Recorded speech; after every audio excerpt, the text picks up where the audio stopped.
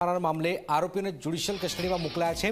24 આરોપીઓને લાજપોર જેલ મોકલવાનો આદેશ પણ કરવામાં આવ્યો છે। જે 2 દિવસના જે રિમાન્ડ મંજૂર થયા હતા, રિમાન્ડ બાદ હવે આરોપીઓને જ્યુડિશિયલ કસ્ટડીમાં મોકલવાનો આદેશ કરાયો છે।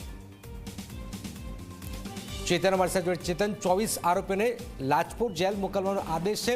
લગભગ પૂછપરછ બધી પૂરી થઈ ચૂકી છે અને 2 દિવસના જ રિમાન્ડ હતા।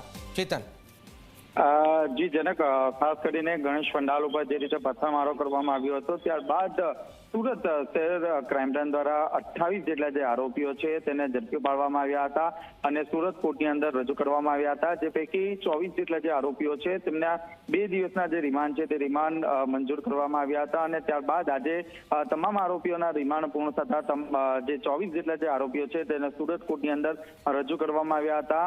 જેમાં 4 જેટલા જે આરોપીઓ છે તેના ફર્ધર રિમાન્ડ માંગવામાં આવ્યા હતા। અલગ અલગ ગ્રાઉન્ડ રજૂ કરવામાં આવ્યા હતા કે જે આરોપીઓ જે છે તે સ્થાનિક વિસ્તારમાં નથી રહેતા, 2.5 કિલોમીટર જેટલો દૂર રહેતા હોવા છતાં ત્યાં પથ્થરમારાની ઘટનામાં તેઓ હાજર હતા અને પથ્થરમારામાં જોડાયા હતા।